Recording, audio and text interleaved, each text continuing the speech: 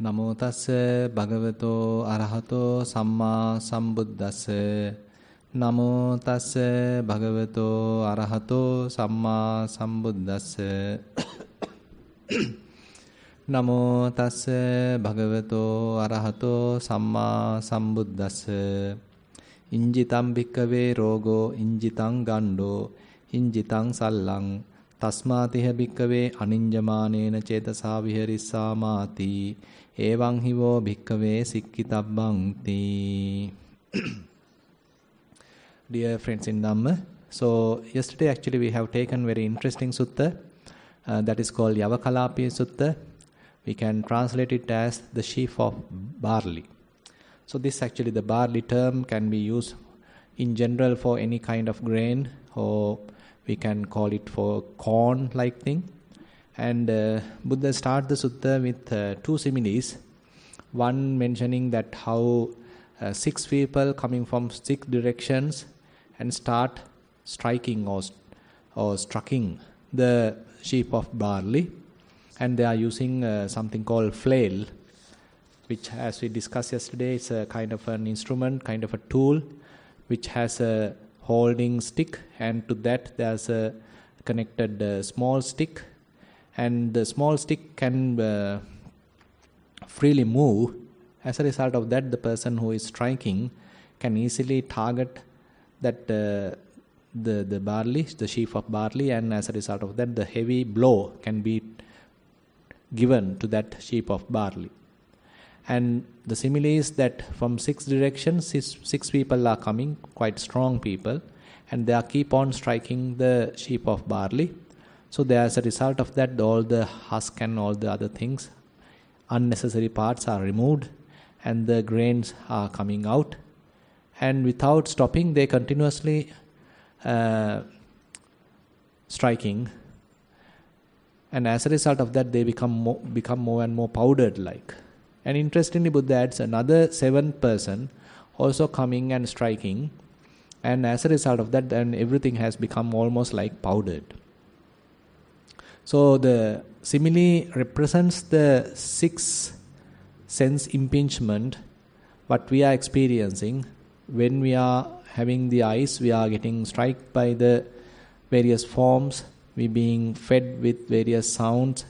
We being sort of impinged with the odors. We are feeling various smells. And again we experience various tastes. And again we experience various tangibles. And again thoughts are also coming. Now this is how Buddha mentioned. So the person, the kind of typical ignorant person, continuously thinking whenever the eye being struck by, say, forms, various forms, sights, ear being struck by various sounds, nose being struck by various odors, tongue being struck by various states, body being struck by various tangibles, and mind being struck by various mental objects. Proliferation and all sorts of agitation happens in the mind. So it's very much like the person who belongs that is utterly disturbed. And interestingly, Buddha has added the 7th person who is coming and again striking. That represents how a person further thinks about his future lives, imaginations, and future births, etc., etc. So that's add another dimension to the whole thinking process. So this is indicating very much like it's a kind of a poetic way that Buddha has given kind of an account of this sutta. So rather than immediately telling the very technical part of the sutta, so Buddha adds with this very interesting simile to the sutta so that we all can relate what we are going to hear in the sutta with this simile. Because we can imagine how 6-7 people are coming and they are striking the heap of barley, and how they being scattered, they being sort of become powdered like. And when we ourselves are struck with all these different mental objects, physical objects, how our mind get very much like struck, disturbed through those sense objects. And then in order to represent the subtle nature of this whole situation, now the first one actually gives the indication that these are very gross, very harmful, very disturbing, and say it causes a lot of agitation. It's kind of that kind of suffering nature actually we can think of. But on the other hand, from the second simile, Buddha adds another dimension to the story. That is where he mentioned that the two groups, the Devas and Asuras, are now in a battle. And ultimately, Devas won the battle. And they caught the king of the Asuras. He is called Vepachitti. And the special bond that the Asura Vepachitti being bound. So if he thinks that the Devas are good, Devas are righteous, Asuras are unrighteous, I better stay with Devas, he is freed. He will be able to be with the Devas.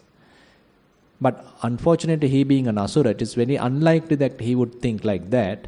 Instead, he may think, Devas are bad, Devas are unrighteous, and the Asuras are righteous. I need to escape from these unrighteous Devas. I need to be with the Asuras and dwell in the Asura realm. When moment he thinks like that, he being further tightened and bound by that particular bond. So the point Buddha highlights here is that the bond, the tightness, is based upon the thought of the Vepachitti. It is, the others may see that the kind of a chain or the rope or whatever it is, but how it is being tightened, how it is being further bound, depends on the thought of the Vepachitti. So the point again Buddha highlights is the Mara's bond is even subtler than the bond of the Vepachitti.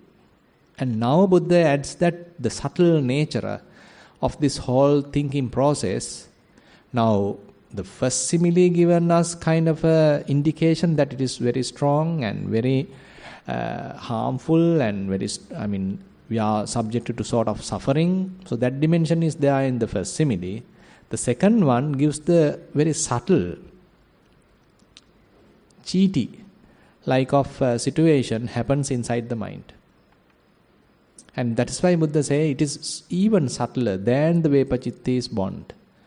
The Vepachitti's bond is depending on the thought, and the moment he think in a way, he being bound. And further Buddha mentioned our bonds. We are bound to the Mara, so even that bond is so subtle than the previous one. Now Buddha highlights different ways how the Mara's bond affecting our mind. The first one we discussed yesterday, that is Asmiti Bhikkhave Manyita Metang. So this very subtle sense of I am, Buddha mentioned, is conceiving. It's a kind of a thought happening in the mind. We are thinking, we are imagining I am. It's a very subtle form. Then a little develop that form is this is I am. So this body is I am. So say as we discussed in the afternoon, say when we see a photo, then we can immediately refer, okay, this is I am.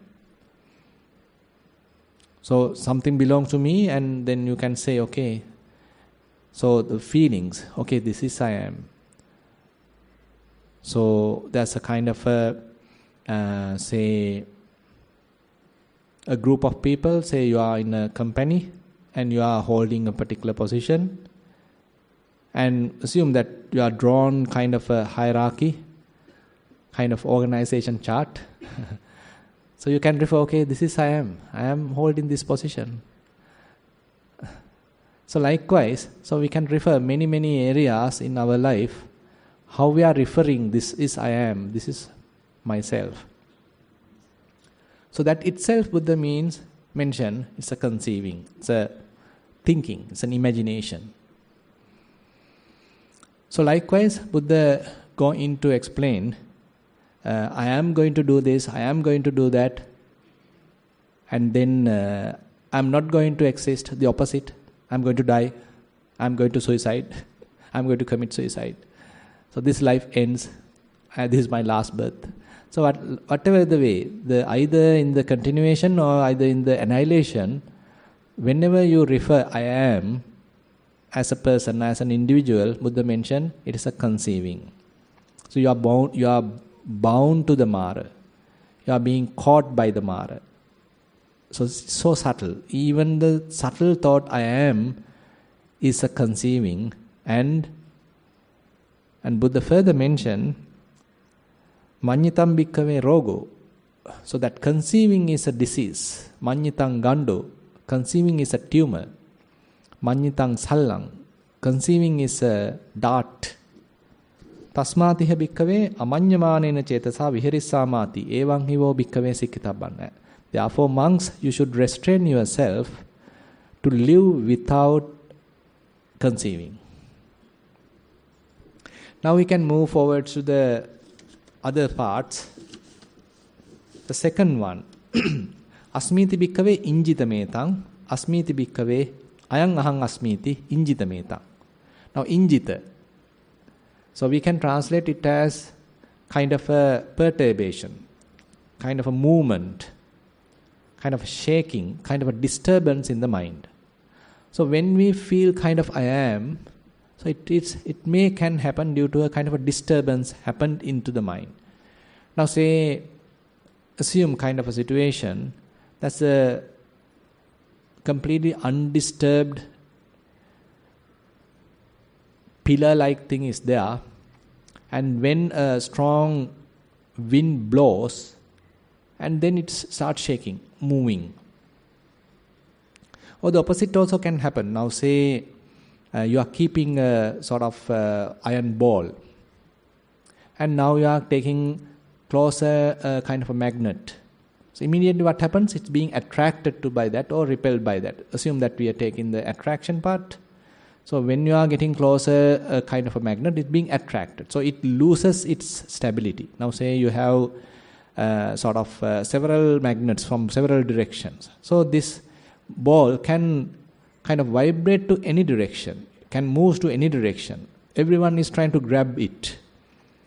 So similarly, the tanha, so this injana is a similar, is a eja, is called eja, is a synonym for craving, tanha. Now what happened? So when assume that the mind is like an object, just for understanding. Now this object, when being attracted by craving, like this magnet, it's being sort of oscillating. It's moving to that direction. Another kind of craving happens, it moves to that direction. Another craving happens, it moves to this direction.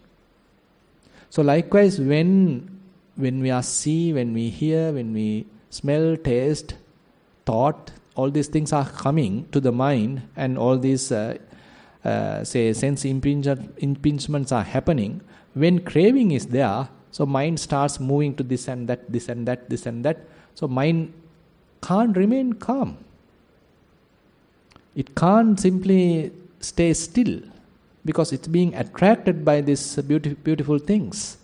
And it has the nature of craving, inherent nature of craving. Now it's being oscillated to this and that. So the mind being constantly sort of trying to go to this and that, trying to go to this and that, jump into this and that. So that is the nature of the mind because it has the craving. So I am is happening because of this sort of craving in a way.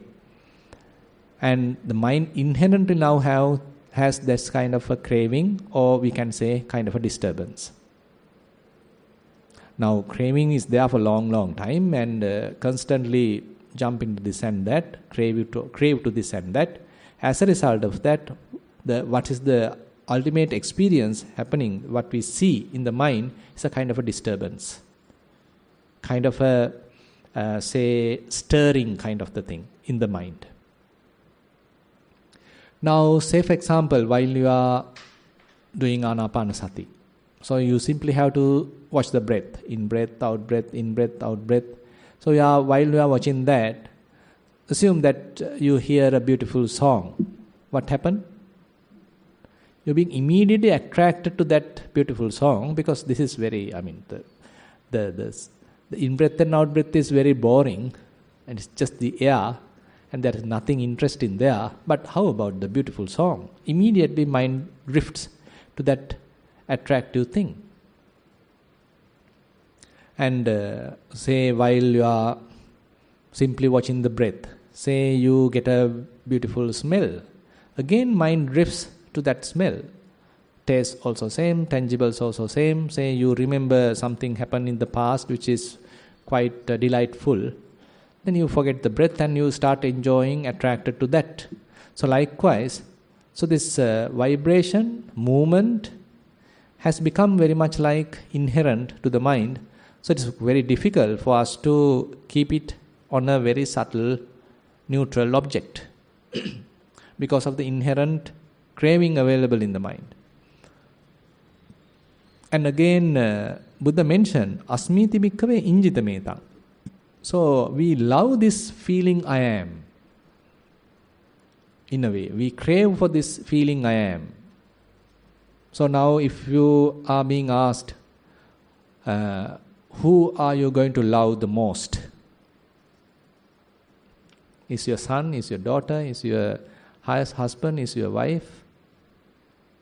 To whom are you going to love the most? To myself, right? So that's the easy answer we can say. So you love yourself the most. Because we recognize myself as an individual, I am the most important one. So that is why we are keeping that as the first person. Wife is the second person. Husband is the second person. If he's there and here and there, and she or he may be the third person. But I am the first person. So we are giving so prominence to this I, and we have that craving for I.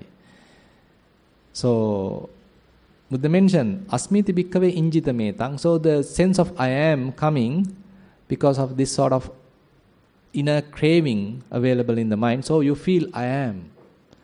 And ayang ahang asmiti injita metang. So this is I am. So immediately, now say for example,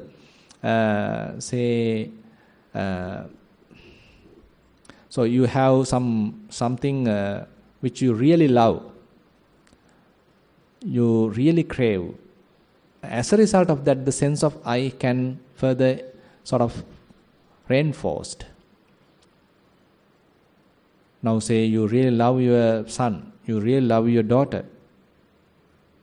And the moment that you see him or her, you may feel kind of an I also. I mean, she is my son, he is my son, she is my daughter. So the sense of I is very much like now promoted in the mind. So because of the craving, the relationship, that possession, and you see your say beautiful house, and various other patterns are also available. We can discuss them later. You can conceit happen, and all these things are also possible. And if you really love that house, say your car, whatever it is, and the sense of I again may build up. The moment you see that, the sense of I may build up. And because of that particular object, and say particularly to your own things, as we simply say, the body. This is my own body. Say you are a beautiful person, very beautiful person, among others, so you are so beautiful. So then you immediately, as we discussed earlier also, even you are referring a group photo, you are referring a kind of a movie or video clip that you all are there. So immediately when you are locating your figure, oh, this is I am. See how beautiful I am. See how handsome I am. While others are not so beautiful, see how I am so beautiful. So the sense of I am being promoted. Now, that is where the craving plays another role in the sense of I am. And another part, somewhat similar to this, is where Buddha mentioned, asmiti bhikkhave pandita metang. Ayang ahang asmiti pandita metang. Now these are very subtle forms available in the mind, some characteristics available in the mind. Pandita. Pandita means kind of a palpitation, kind of a vibrant quality in the mind. It can't remain quiet, it can't remain silent, it can't remain still. it has kind of a vibration. As we discuss, it has the kind of a restless nature, type of a restless nature. So it may promote it towards kind of a restlessness. So you can't simply remain calm, quiet, still. Rather, you feel restless, you feel agitated. The proper term may be the mental agitation. Say, it can happen due to various reasons. By the way, internally, you have kind of an agitation in the mind. So that is why now simply, say if you want to look at the breath, so it's a simple object. There is no harm by looking at it. But you can't do it, kind of internal agitation is there. So whenever you are looking at something which is more calm, relaxed, quiet, you can't do it because it doesn't provide you that necessary agitation. Instead, it is causing to calm down. But the mind has the quality of agitation. Now we are going to we may like that agitation. Now say for example, why people are, especially youngsters, why do they prefer some strong music? All different kinds of say rap music and all these things. So it gives a lot of vibrant, very turbulent kind of nature in the mind, very gross. But still people prefer that. How many are preferring the really classic Beethoven type of music? Vast majority, they prefer the other side. Say they want to dance, they want to cry, say shout, they really want the beat, jump, quarrel, agitation. So we prefer agitation. So internally these are some human characteristics we all are sharing. Rather than simply being quiet, sit quietly. So we want some vibrant movement, dynamic, and that is what we promote. So this palpitation therefore, and actually the whole system is depending on that kind of a vibration. If heart vibration stop, we all die. So whole system is kind of a vibration. So the mind also is something like that. It has that vibrant quality, kind of a vibration, palpitation. So when you are trying to keep it quiet, calm, relaxed, and simply attached to one object, very difficult. So attaching it to one object and trying to bound to one object and keeping steady is the samatha practice. So you are taking one object which is say firm, and again you are applying your mind to that particular object. And if that object is again and again happening and calm, and maybe you can bound your mind to that object, and now you are saying, okay, I am in first jhana, second jhana, third jhana, likewise. So mind is somewhat steady. So kind of we are steadying the mind, or we are reducing the turbulence available in the mind. We are reducing the vibration available in the mind, and we are trying to be keeping it sort of less vibrant or undisturbed like. Now even there you can recognize why different jhanas are defined. Now say for example in the first jhana, again and again you have to apply your mind to the object. Again and again you have to investigate the object. Still some vibration is there, some movement is there.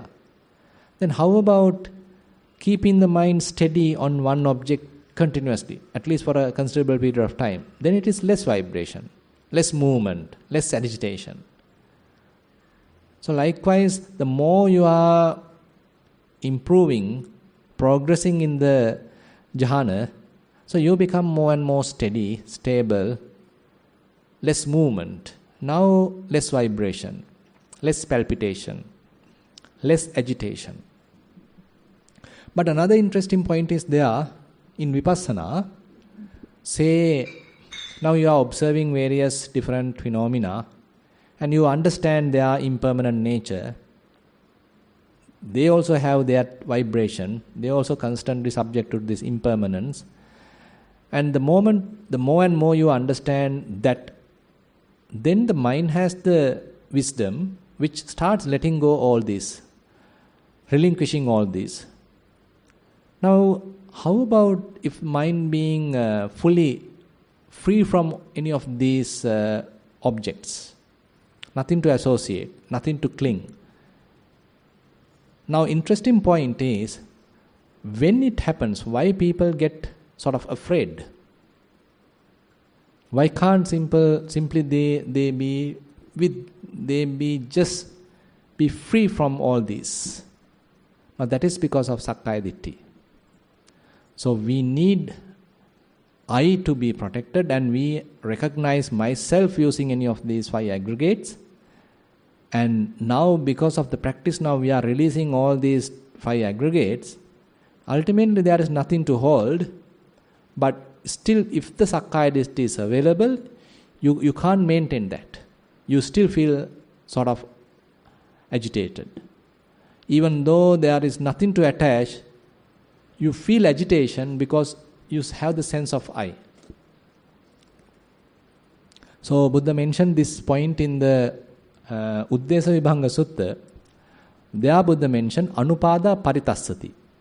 Even though mind doesn't have much kind of grasping, but that non-grasping state you can't maintain for a while because you feel sort of afraid. You always want something to hold. And when those objects which you are going to hold is lost, you feel like afraid, like losing the address. You have lost your orientation. So once you lost your orientation, what are you going to do?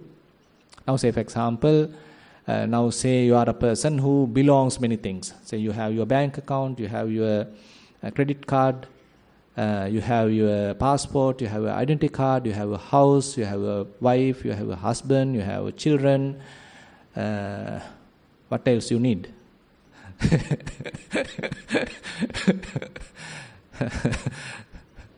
Now say all of a sudden another tsunami comes, boom, everything gone. You lost your passport, you lost your wife, you lost your children, you lost your husband, you lost your car, you lost your house, you lost your job. Now nothing is there to hold. Can you be happy? Now something like this happened now here. I mean, now this is kind of forceful losing of everything. Without any understanding, forcefully everything being taken away from you. So you become mad. So you need someone to claim, okay, this is my wife, this is my husband, this is my house, this is my job, this is my designation, this is my country, this is my nation. How many things are there for us to sort of make a strong person? Now if someone is, due to some reason, if everything are taken away, so we feel lost, we feel mad, we become crazy. And similarly, here also, now say through the Vipassana, so slowly we are practicing continuously. And now mind has the interesting point is now mind has the understanding, the wisdom is growing. And wisdom is showing what you are attached into doesn't belong to you. It is impermanent. It can't give you lasting happiness. It can't give you any kind of a satisfaction. So don't simply, therefore just let it go.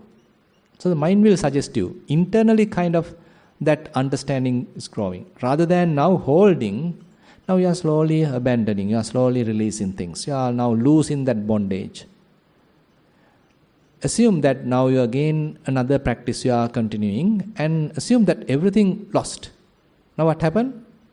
Kind of an agitation can happen because still that your inner yearning to hold something still may remain. So till we have Sakkaya Ditthi, therefore Buddha mentioned, so you need something to hold. And through the practice, when everything being abandoned, relinquished, you can remain calm, you can remain quiet, you can remain peacefully when Sakkaya Ditthi is not necessary. Sakkaya Ditthi is abandoned. So that's a very interesting relationship. So the practice helps us to abandon everything, relinquish everything, let go everything. It is not a forceful letting go. It is happening naturally as a result of the development of the practice, development of the wisdom. And when that happens, if you are able to maintain that very beautifully, quietly, if you are able to enjoy, that indicates a significant amount of breaking of this I-making. Sakkaya Ditthi, the self-view, or we can say the personality view. Now, as we discuss even in the afternoon, the Khemaka Sutta, it highlights, even though you lost the Sakkaya Ditthi, still the sense of I is still available, even you become an Anagami. You can imagine how subtle this sense of I is. Even though you lost Sakkaya Ditthi, now personality view is no more. You are not identifying yourself as this body is as I, myself. You don't identify all the different types of feelings as I, myself. You don't recognize, you don't identify the perceptions as myself. You don't recognize any of the thoughts, imaginations, or volitions as myself. And you don't identify all the, say, recognitions or the cognitions, say, through the eye, the seeing, hearing, smelling, tasting, sensing, thinking. You don't recognize any of these as myself. I mean, those things are also very difficult things. Even though you don't recognize them as myself, still you have a kind of sense of I. So subtle. So that is where the Asmimana is so subtle. Even though the Sakkaya Ditthi, the personality view is abandoned, still we have Asmimana, which will be only abandoned when one attains Arahantship. So the Asmimana has 3 variations according to the Khemaka Sutta. 3 variations are coming like Asmiti Chando. That means the sense of I has a kind of a craving, kind of a tanha. So as a result of tanha, I am is possible. Asmiti Mano, as a result of conceit, I am is available. So you are comparing yourself. Okay, I am better than him. I am better than her. I am worse than him. I am equal than him. So that always kind of measuring, comparing. So that causes the sense of I am. Conceit I am, Asmimana. And then what you call the Asmi Anusaya, Asmiti Anusayo. Now, we are being a person, we are being an individual, and we are being I for long, long time. It is not just maybe in this life. Being a person, and when I am born to this life, I am now holding a person with respect to many, many possessions, many, many, say, belongings, many, many attributes are there for strongly holding I. So we are promoting that sense of I. So that sense of I being available in our mind for long, long time. Now it has become kind of an inherent quality of the mind. It has become very much like one attribute of the mind. So you can't simply plug it off. It has become kind of a characteristics of the mind.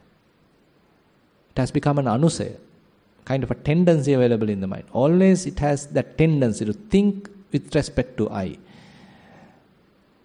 So that is where, we need to understand how deeply that Buddha has explained this Dhamma. You can imagine, it is not simply ritual. I don't know, that's even yesterday or day first day we were discussing why people are simply, the Buddhist people are simply limiting the Dhamma only to the, say, external rituals. So this much of depth, beauty is there in the Dhamma. When Buddha is explaining such depth, so we are simply going for useless things. Anyway, so this asmiti bhikkhave pandita metang, ayang aham asmiti pandita metang, bhavissanti pandita metang, abhavissanti pandita metang. So likewise Buddha explained, so So this I happens, the sense of I happens because of that kind of an agitation. So when you are being disturbed, you may feel I. When being agitated, you feel I. Now that is why, say for example, say rather than just being quiet, so I want to be a kind of a dynamic person. So we want to be a special person. Then only I feel kind of living, sense of I am being highlighted. Say for example, among a crowd, how many would they like to be a commoner? Just a normal person? How many? And who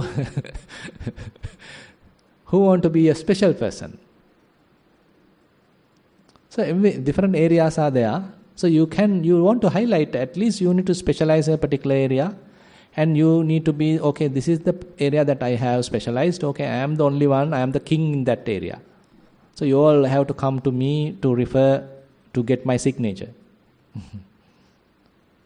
So you are now highlighting yourself.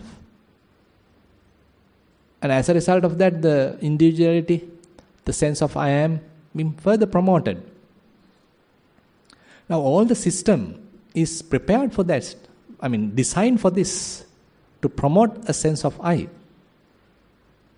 Now Buddha has done a complete system change. Now we can do that system change if you like. Kind of a radical system change.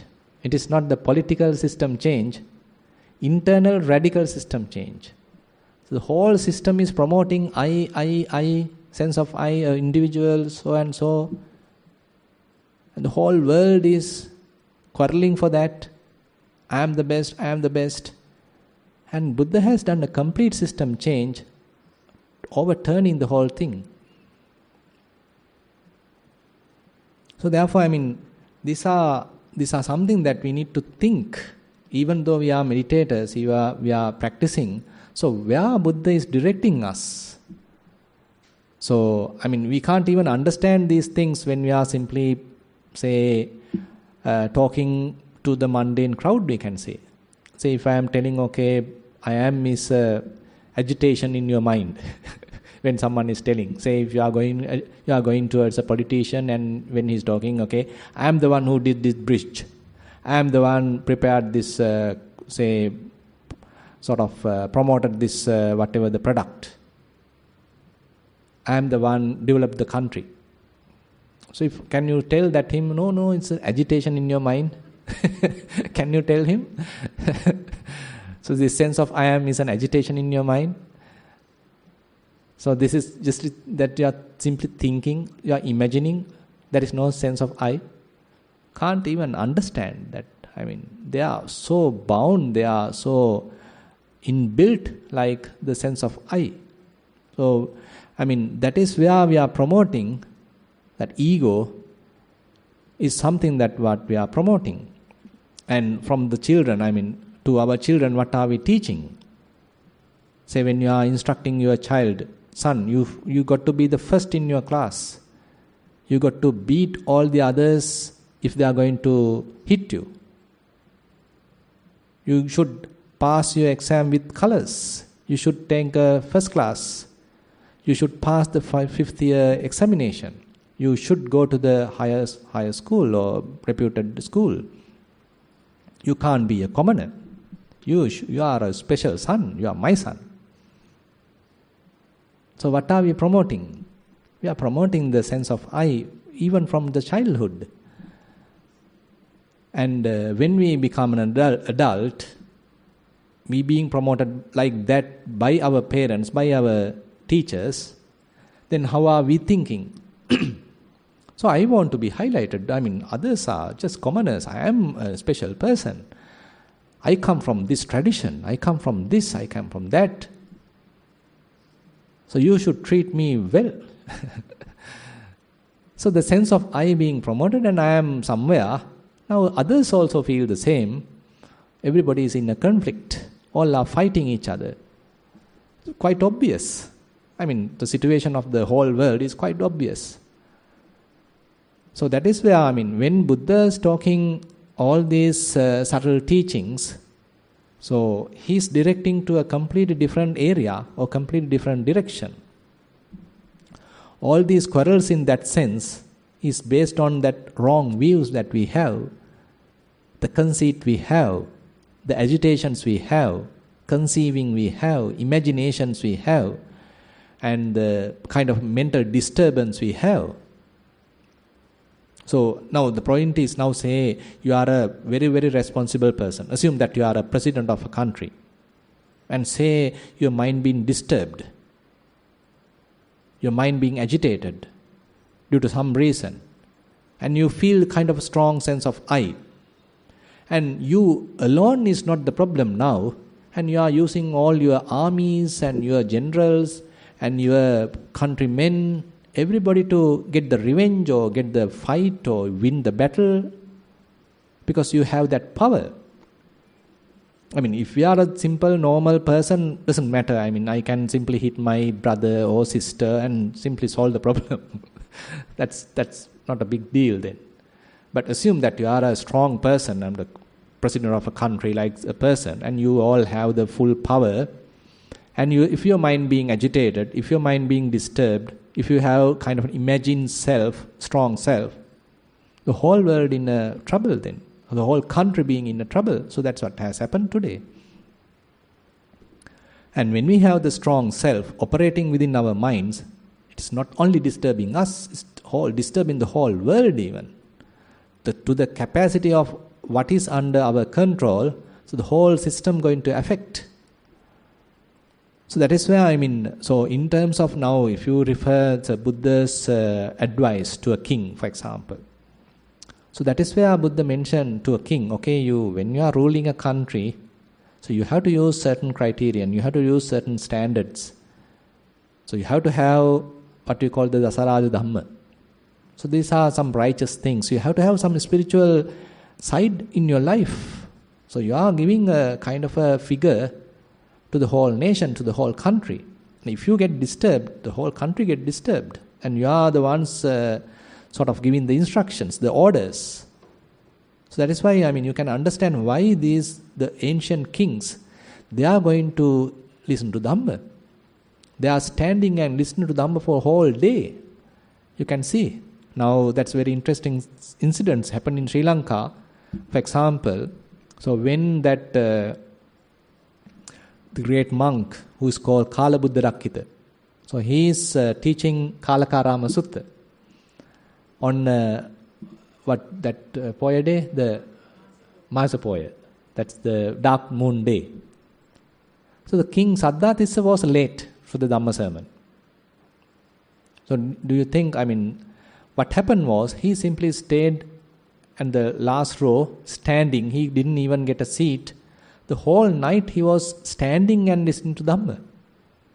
And you can imagine what a kind of a mentality he has, what a kind of respect he has towards the Dhamma. And the Kalakarama Sutta talks the kind of very interesting and very profound qualities of the Buddha. And this king, Saddhatissa, he is listening to that Dhamma for whole night. And what is the gift he offered to the monk? The whole country. He offered the country as an offering to the monk. You can imagine what the kind of faith such kings had in our history. Do you think that today's kings going like that? Where are we? You can imagine what a kind of degradation has happened in the society. The king represents the whole society. He is not a special person. No, it represents the whole society. Where are we? Where were we and where are we now? And recently I have seen that very beautiful golden casket they have taken from a old, what's that, Nidhana? What's that, treasure? It's a gold casket, kind of a pagoda. And 4 leaves are there, 4 bow leaves are there. Each leaf has a very beautiful gem carved into it. Now the treasure hunters are going and breaking the pagoda activities, and they are getting that gold this